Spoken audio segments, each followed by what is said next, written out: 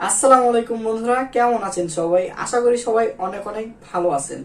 বন্ধুরা, আজকের ভিডিওটি একটু ভিন্ন রকম এবং একটু ইন্টারেস্টিং হবে। কিন্তু বন্ধুরা, আজকে আমি আপনাদেরকে দেখাবো যে একটি স্মার্টফোন ইউজ করে এবং গুগল ইউজ করে আপনি কিভাবে বিভিন্ন ইলেকট্রনিক কম্পোনেন্টের নাম দেখবেন, কোন কম্পোনেন্টের কি কাজ সেটাও দেখতে পারবেন, তারপরে কোন রেজিস্টরের কালার কোড কি, ট্রানজিস্টর এনপিএন না পিএনপি, তারপরে কিভাবে ট্রানজিস্টর কাজ করে, কোন কম্পোনেন্ট কিভাবে কাজ করে, বিভিন্ন সার্কিট ডায়াগ্রাম, হাবি জাবি অনেক কিছু দেখাবো। ঠিক আছে বন্ধুরা, আপনার ভিডিওটা আশা করি সম্পূর্ণ দেখবেন, খুব ভালো লাগবে ভিডিওটি কিন্তু। তো চলুন শুরু করা যাক। ও ওয়েট, আমার নাম ফিরোজ, আপনারা দেখতেছেন রিয়েল ইলেকট্রনিক্স। চলুন শুরু করা যাক। তো বন্ধুরা, এখন আমি আপনাদেরকে দেখাচ্ছি আপনারা কিভাবে গুগল দিয়ে ইলেকট্রনিক কম্পোনেন্টের নাম জানবেন এবং কোন কম্পোনেন্ট কেমন দেখতে। তো প্রথমে গুগলে যেতে হবে। গুগলে গিয়ে আমাদের সার্চ করতে হবে। দেখুন আমি কি বলি, electronic component name or image. তো এই যে দেখতে পারতেছেন এখানে অনেক কম্পোনেন্ট চলে আসবে এবং নাম সহ চলে আসবে। আপনাদেরকে ইমেজে গিয়ে দেখাচ্ছি।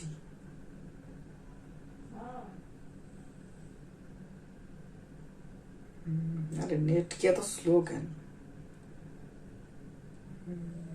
তো এই যে দেখুন এখানে অনেক ইমেজ পাবেন বন্ধুরা, আপনারা এখানে অনেক ইমেজ পাবেন, আপনারা সেগুলো দেখতে পারেন যে কোন কম্পোনেন্ট কি নাম এবং কেমন দেখতে।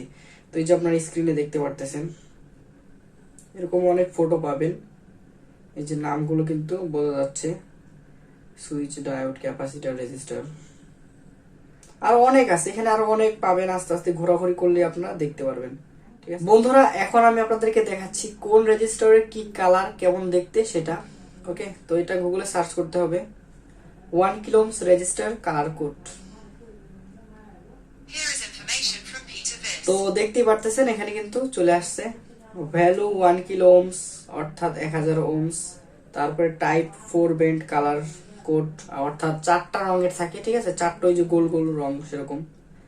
তারপরে এই যে কালারটা এই যে দেখতে পারতেছেন এই যে দেওয়া আছে ব্রাউন, ব্ল্যাক, রেড, গোল্ড। ঠিক আছে, এটা হলো 1 kilo ohms register colour code. আরো যে কোনো রেজিস্টারকে আপনারা খুঁজতে পারেন এইভাবে করে। 10 kilo ohms register colour code.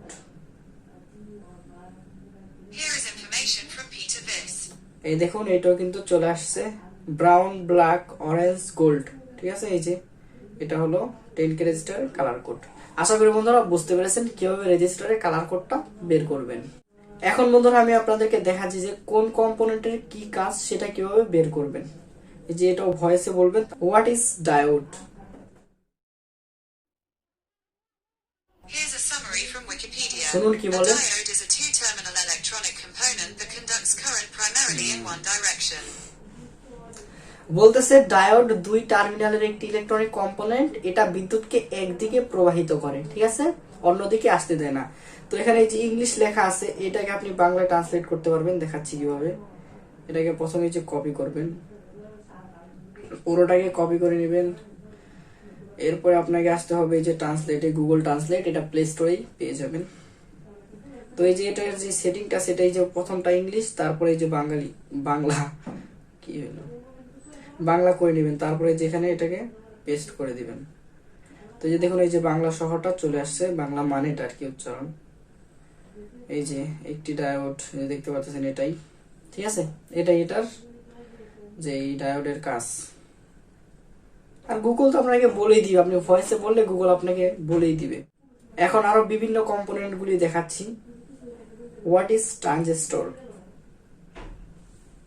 According to Wikipedia, a transistor is a semiconductor device used to amplify or switch electronic signals and electrical power. বুঝতে পারলেন ট্রানজিস্টর কি?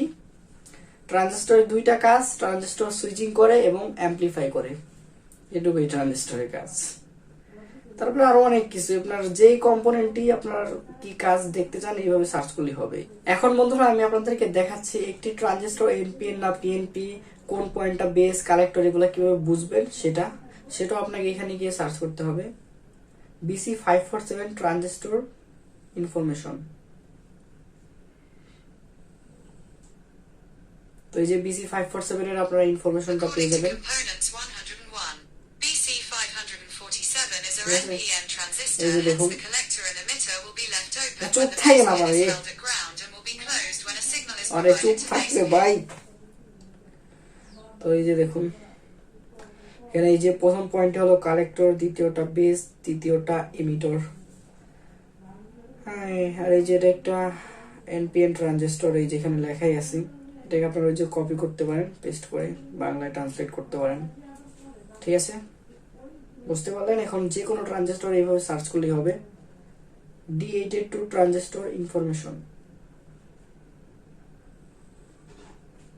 According to components info, এই যে D882 transistor. D882 can be used for wide variety আর of চুপ switching থাকবে and ভাই, amplification এখন তো purposes. কথা বলার দরকার নেই। It is packed with some very interesting features. The max collector current is 3 এই যে amps, আমার চেয়ে বেশি enough কথা to বলে drive রে। many relays, LEDs, bulbs, motors, রুকো some part of ভাই। an electronic circuit, etc. এই এইখানেই তো দেখা যাচ্ছিল নেট তো। এই যে দেখুন D882 ট্রানজিস্টর পিনগুলি।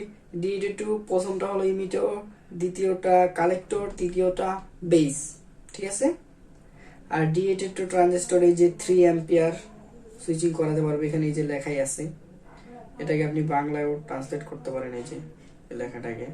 তারপর বিভিন্ন ওয়েবসাইট আছে, এখানে ওয়েবসাইটে আমি ঢুকে দেখাচ্ছি না, ওয়েবসাইটে ঢুকেও এটার ইনফরমেশনটা আপনি দেখতে পারেন, ডেটা শিট। বন্ধুরা এখন আসি ভিডিওর মেইন টপিকে। আপনারা কিভাবে বিভিন্ন সার্কিটের ডায়াগ্রামগুলি বের করবেন গুগল থেকে। বিভিন্ন সার্কিট, লক্ষ লক্ষ কোটি কোটি অনেক সার্কিট আছে, যে কোনো আইসি সার্কিট হোক, অ্যাম্পলিফায়ার হোক, বা যে কোনো সার্কিট। আমার চ্যানেলে যত প্রজেক্ট দেখেন সবই আপনারা গুগলে খোঁজাখুঁজি করলে কিন্তু পাবেন, কিন্তু সেম টু সেম পাবেন না। আমি আরো মডিফাই করে এক্সপেরিমেন্ট করে তারপরে আপলোড করি আবার। তো দেখাচ্ছি কি লিখতে হবে। LM386 আইসি অ্যাম্পলিফায়ার, এরকম ভাবে সার্চ করলে আপনারা অনেক অ্যাম্পলিফায়ার সার্কিট পাবেন। ঠিক আছে, Here are some pictures that match. তো এই যে দেখতেই পারতেছেন স্ক্রিনে অনেক অনেক অ্যাম্পলিফায়ার সার্কিট কিন্তু এখানে আছে, আপনারা এগুলো দেখে দেখে বানাতে পারেন। ইমেজে গেলে কিন্তু আরো সার্কিট পাবেন, আরো অনেক সার্কিট পাবেন। আরে নেট এত স্লো কেন রে ভাই? এই দেখুন অনেক অনেক সার্কিট আছে অ্যাম্পলিফায়ার। ঠিক আছে, LM386 এর এগুলা দেখে আপনারা বানাতে পারেন। এবং বন্ধুরা আরেকটা জিনিস, সার্কিট ডায়াগ্রাম কিন্তু অনেকে বুঝতে পারে না। আগে আমিও বুঝতাম না, আস্তে আস্তে বানাতে বানাতে এখন বুঝতে পারছি। আপনারা যদি সার্কিট ডায়াগ্রাম না বুঝতে পারেন তাহলে কিন্তু অবশ্যই আমাকে কমেন্ট করবেন, সবাই কমেন্ট করবেন যে সার্কিট ডায়াগ্রাম নিয়ে একটা ভিডিও বানাও, যে কিভাবে সার্কিট ডায়াগ্রাম আমরা বুঝবো, কিভাবে কি কিসের কানেকশন, কোন কম্পোনেন্টের কি সংকেত। ঠিক আছে, তো আপনারা কমেন্ট করবেন। তো এই যে দেখতে পাচ্ছেন অনেক সার্কিট আছে অ্যাম্পলিফায়ারের, তো আরো বিভিন্ন সার্কিটও পাবেন, আপনাদের দেখাচ্ছি। আইসি প্রজেক্টস,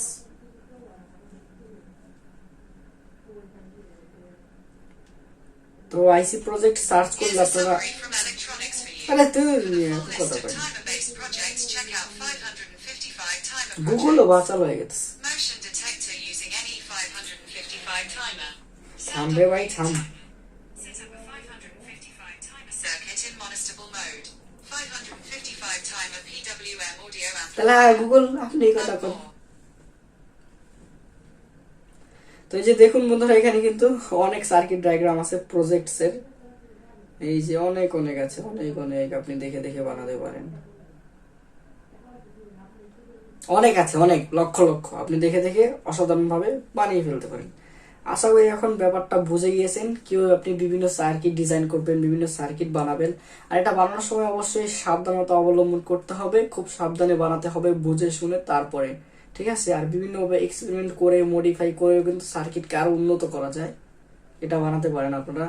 অনেক সার্কিট বানিয়ে ফেলতে পারবেন আপনি নিজেই, অনেক বানাতে পারবেন, ব্যবসা করতে পারবেন, বিজনেস করতে পারবেন এই সার্কিট ডায়াগ্রাম দিয়ে, পিসিবি বানিয়ে।